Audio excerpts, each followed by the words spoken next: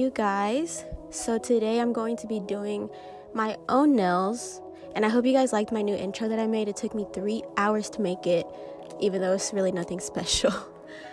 So right now I'm just pushing back my cuticles. Whenever I do my own nails, I literally don't care how rough I'm being whenever I'm pushing back my cuticles, because it doesn't hurt me. And you can see like all of this like dead leftover skin that I have on my cuticles. So I'm going to be cutting that off, and I'm going to be honest with you guys, I am not the best at cutting cuticles. Whenever I do my clients, like whenever I cut their cuticles, I try not to cut them back too much because I never want to cause any damage or any, like cut it back too much where they can get an infection or something. Because in some, I don't know if you guys know, but in some states it's illegal to cut people's cuticles, and it's because by cutting the cuticle, sometimes you can, if you cut it too much, you can expose the nail to germs, and it can cause infection if you cut too much, if you don't cut it right. So I really just try to play it safe and just cut off just enough to where it doesn't look like there's a bunch of skin hanging off, if there is any at all.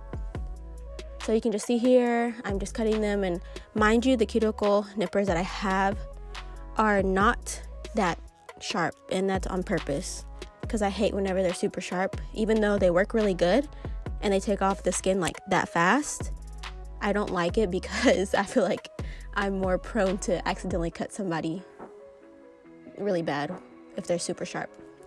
So that's just me. If you like them sharp, then good for you, but me, I don't like that. So you can see I'm just cutting them, and I try not to be too rough either. And it's especially super hard whenever I'm doing my dominant hand with my non-dominant hand. I didn't show that on this video because I didn't do my nails on the same day on each hand. I did them on different days. And also because we'd be here all day if I showed you guys the way I do my nails on my on my dominant hand. So this is a drill I use. I have it linked down below for anybody that wants to know. And I'm just going to start off by taking this cuticle bit. I have all the cuticle bits that I use linked down below as well. And for this, I really just use it to get into those like hard to reach spots in between like little cracks and stuff.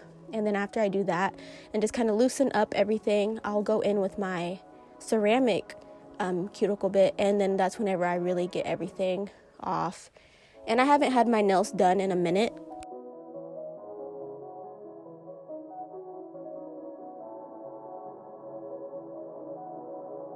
So I have a lot of built up dead skin on my nail plate, but sometimes you'll have clients, or maybe even yourself, you may do your nails a lot so you won't have a lot of buildup, or some people just don't really get their cuticles stuck, or like their cuticle doesn't really grow a lot onto their nail plate, so they really never even have to push back their cuticles because it doesn't grow on top of their cuticles, on top of their nail plate anyway. But mine does. If I don't mess with my hands for a while, my cuticles will like stick shut like onto my nails. So that's what I'm doing, and I'm just going over, and the video is sped up, so the cuticle bit looks like it's going kind of fast, but it's really not. It's on the lowest speed possible. And I do this for everybody. I always keep my drill bit on the lowest speed possible whenever I'm working on the natural nail. And I'm going back in with this smaller cuticle bit to really get back into those small cracks. And if I see like any dust or anything just there, I just use it to just clean up the area. And then we're gonna start using the sanding band, and again I have this going super low. And whenever you do these things, or whenever you use these cuticle bits, you don't want to ever be rough or put too much pressure. You really don't have to really put that much pressure at all, and it'll get the job done. You don't need to like apply pressure. So I did the rest of my fingers off of camera, and you guys can see that my nail beds are tiny, but they're not an annoying tiny. And my nail techs will know what I mean whenever I say that. There's some people that'll have like super small nail beds, but they'll also be like hard to put a tip on. And mine are hard to put a tip on, but they're not annoyingly oddly shaped. if that makes sense. I know my nail techs will understand me, but if you're a beginner, you probably won't get it until you see somebody with the nail beds that I'm talking about. So whenever I do my nails, I don't really cut my nails down that much because I want a little bit of extra nail there to give me some room to not have to file around the nail tip to get it to fit on my finger. But I showed you guys how I file it like on the edges at the bottom to get it to fit my fingers. And there they are on all of my fingers, and I'm using Macart tips. I always use Macart tips, natural or clear. I don't really use the natural ones anymore. And these are the files that I use for everybody that asks me. These are the files. I get them from Sam's Nail Supply. You might be able to find them somewhere else for cheaper, honestly. But that's just where I get them from, and I've always got them from there. But if you guys know where to get them for cheaper, then let me know, because I think they're like $20 now, a pack for $50. So I thought I was recording whenever I filed the edges off of the nail tips. I mean, with the e-file. But I guess I wasn't, sadly, or I know I wasn't, because I realized I wasn't after the fact. But if you guys go watch my old video on how to shape coffin nails, I showed everybody how I shape the nail with my e-file first and then go in with my hand file. So I did that, and now I'm just going in with my hand file, and I'm trying my best to make this like a square, tapered square shape. And I'm doing them kind of short because I'm going on vacation, so I don't really want my nails in the way of whatever I'm doing. So I'm making them pretty like medium, longish medium length, and trying to make it as square as possible. I'm sorry I'm a little bit out of frame whenever I was doing this. It's kind of hard to record doing your own nails and doing it at the same time, and that's why I haven't done it, because I knew that I'd probably be out of frame sometimes. But you get the point. Keep your file straight. Don't curve it in. If you curve it in, you're going to make a coffin shape. And if you don't want a coffin shape, don't curve your file in. If you want a tapered square or square, keep your file straight. And that's really like the best advice that I can give, is just keep your file straight. And the hardest thing for me whenever I'm doing my own nails is filing the very tips of them, because I don't have anything else to keep like my fingers sturdy. So I always try to use my thumb if I can, or my other fingers, to keep the specific nail or finger sturdy, but it's kind of hard. But that's okay, because whenever I go in with my acrylic, I'll be able to make the tip of the nail shaped with my acrylic. And I've kind of explained that to you guys throughout my videos, how I really shape the nail to look how I want it to look with my acrylic. And you can see from whenever I use my e-file to shape the sides of the nail, I get like little leftover nail tip like that goes underneath the nail, and sometimes I have to like use my file and go underneath and try to get it out. It's not ever really hard to take off. It usually will come off like as soon as I start filing on the sides. It'll just fall off because the rest of the nail's falling as I'm filing. But I just want to explain to you guys like what you're saying. So after I get done filing and everything, I will be right back to explain whatever else I do to you guys.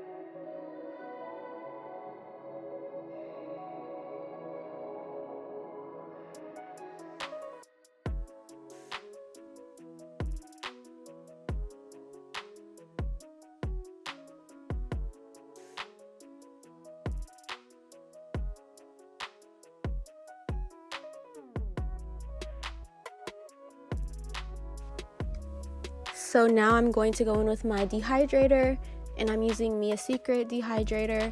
This is the dehydrator I've always used. Sometimes I use Young Nail Swipe, and I usually use Swipe whenever I feel like with the client that has super like deep, like the skin is just super thick on somebody's nail, so the edges where the dust can get built up on, if that makes sense.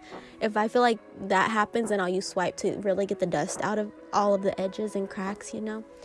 So here I'm using Protein Bond, and I don't know if you guys know this. I feel like a lot of people don't know this, but you're supposed to use swipe 2 times. So you go once throughout all 10 fingers, and then you go back and you do it again. That's how Young Nails advertises it, I guess you can say, on like their videos. And like, I can't remember the lady that is like one of their spokespeople, I guess, or like a worker there, I don't know, but she also does videos and that's how she says to use it. So that's the way I've always used it, but some people only do it once, but whatever whatever works for you, I guess. So I had already started on one finger again, didn't realize I wasn't recording. I know I'm the worst, but here I am. Just, this is what I mean by building up the shape or that I want on the nail with the acrylic.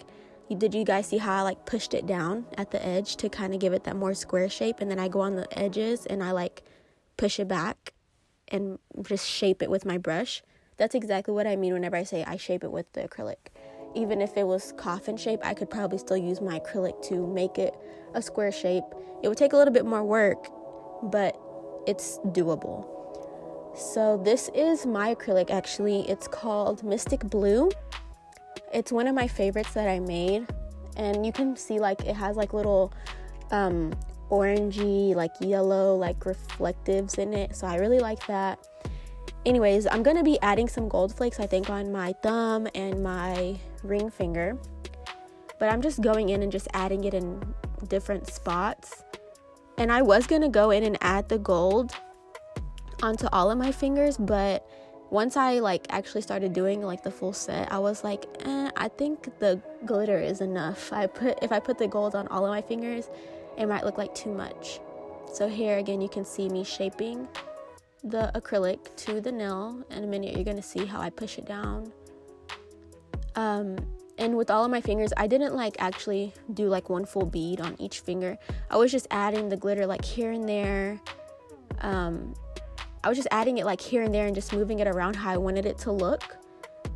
Since it is like a glitter, I mean, you can just do like a full bead, but I wanted it to be like kind of empty in some parts, or like clear in some parts, and then I wanted it to be like really glittery in other parts.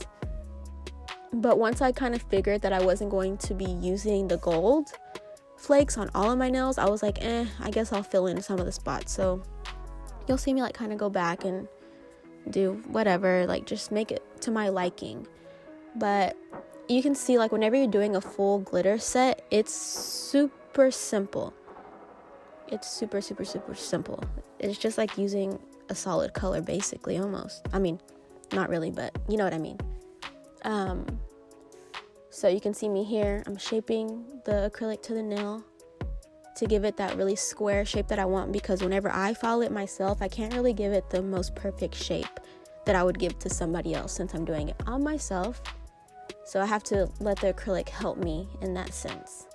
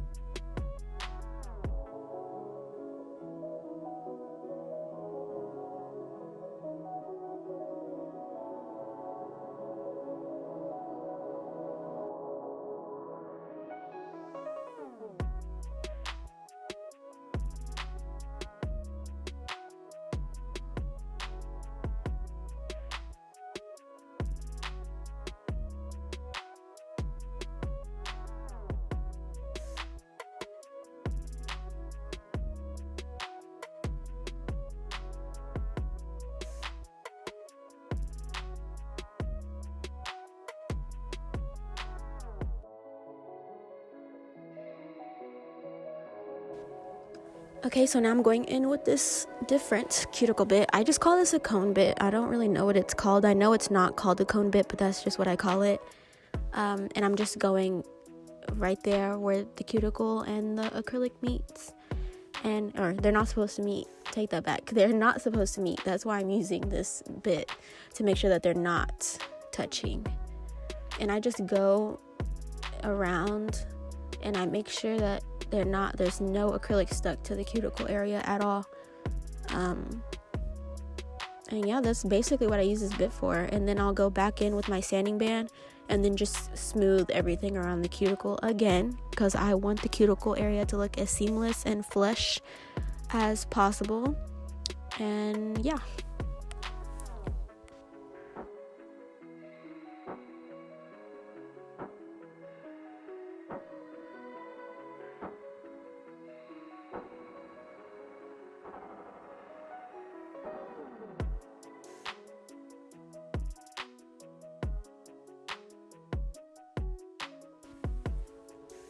Okay, so now we're going to start with the e-filing. So whenever I do my own nails, I for sure have to e-file, because it can get a little bit on the thicker side, because I just kind of get a little carried away.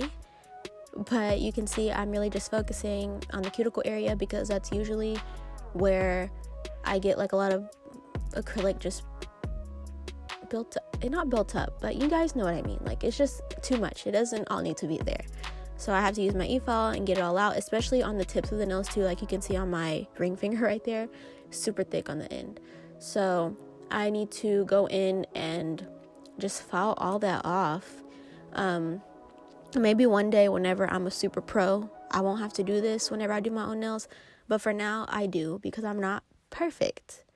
So I'm just going, and I am going on the cuticle area. I'm going underneath. I'm going on the sides. I keep feeling it to make sure it's smooth. I mean, honestly, whenever I do my own nails, I could care less if it's super smooth. Like, it could be a little bumpy here, a little bumpy there, and I won't care, because it's my nails. Like, I know that it's super hard to do your own nails, especially on the non-dominant hand. But for the sake of the video, I'm going to try to make it as smooth as possible to give you guys a good example. So here I go again around the cuticle area. I always go towards the cuticle area first whenever I'm doing my own nails. Usually whenever I'm doing somebody else's nails, I'll go towards the tip first, but you can see I did that second here. And you can see me just taking off all of that bulk on the ring finger, because it was so much. And whenever I did my other hand, I did the same thing on the ring finger. It must be something about my ring finger. But I'm just taking off the bulk. That's all you're doing here, and making sure that it looks flush at the cuticle area, or as flush as you can make it look. You want to also make sure you don't want to foul too much to where you make the nail flat, because you want the apex to be there, but you also don't want it to be too thick. So you can see whenever you turn the nail to the side, you'll always be able to see that little hump or that little bump. That is apex, and it's not supposed to be right at the cuticle. Do not put your apex right at the cuticle. That is not where it's supposed to go.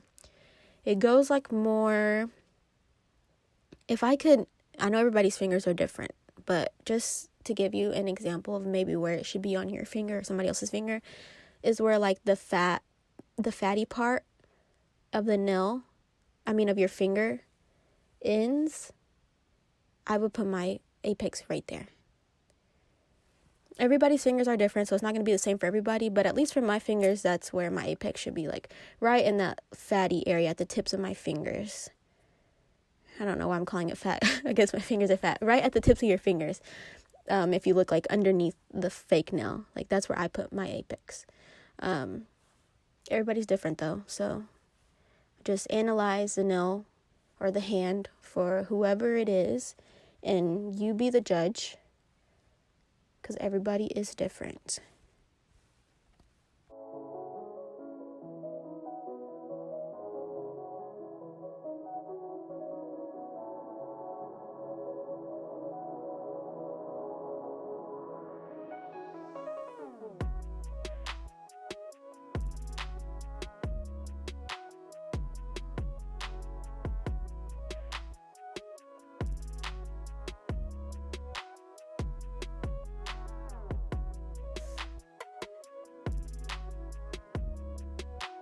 Okay, so now I'm just spraying some water onto my hands, and I'm gonna go in with this little brush drill bit that I have and just get the dust out of all the places. Usually whenever I do nails, there's really not that, like, I really have no point to buff the nails because everything is pretty like smooth. But if I feel like I need to for some reason, then I will, but it's not always necessary for me. But I do still do it sometimes. Not gonna say I never do, but I do. But since these are my nails and I don't really care if they're perfect because they're on my hands, I'm not going to buff them. And I'm probably being a really bad example for you guys right now if you're a beginner. But you should definitely buff people's nails. Do it if you're a beginner. But once you start, doing people's nails and you get better at what you're doing, sometimes like the nail is smooth. There's no bumps, there's no scratches, there's no lumps. Like, why am I wasting time buffing somebody's nails, But sometimes there is a reason. If you feel like they're a little bit like scratchy or a little bit bumpy, a little bit uneven on some areas, and go ahead and buff. But here I am. You can see like how I'm doing the top coat underneath the nail as well, since it's a clear nail. I told you guys in my last video, I think, always go underneath the nail whenever it's a clear nail, just to give it that more glassy effect. But that's everything, you guys. Thank you for watching, and I hope you like these. They're like shorter than what I usually do on my channel, but I still hope you guys like them. And stay tuned for the next video that I do. Let me know what you think about my intro down in the comments below, because I really want to know if you guys like it. If not, then I'll go back to my old intro, and I kind of want to do an outro, but I don't know what I would make it. But anyways, thank you guys for watching. Thank you for always watching. Thank you for subscribing, and I hope you guys have a good month of January.